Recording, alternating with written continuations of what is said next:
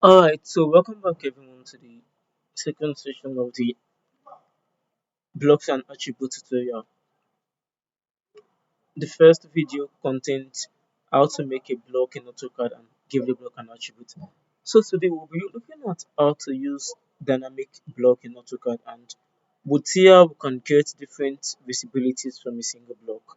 So I'm going to be using the block we created yesterday. Just click on the block, then right click on your screen and go to block editor. So once I get to block editor, there are lots of things we could edit, but for this lesson, we'll be focusing on visibility. So once you click on visibility, you have parameters, actions, parameter sets, and constraints here. So under parameters, I would click on visibility, then click on this part of the block. Then I'm going to click on visibility state and set a new state. And I'm going to name this state shaded gaskets.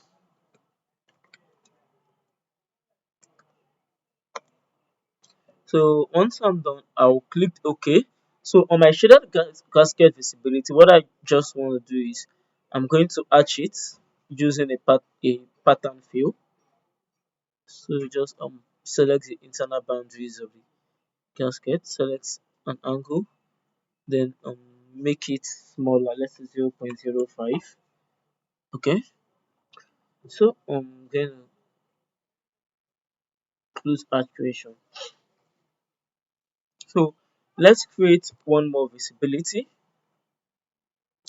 So I'm just gonna go back to my block editor, click on the new visibility state on this, and you could set a gradient on it. So just click on visibility state, new.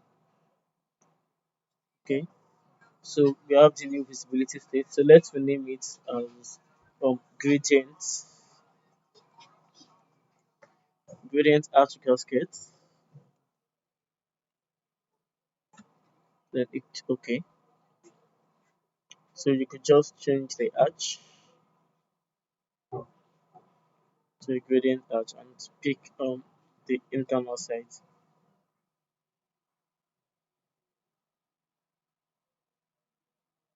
Then hit enter. So let's save this, close block editor. So you notice that on one single gasket now, I can click on visibility and switch between shaded and gradient. So it allows you to have several visibilities for the same block. And there are lots we can do with dynamic blocks. So in next videos to come, we'll be seeing how we can have much parametric profiles with dynamic blocks. Thank you.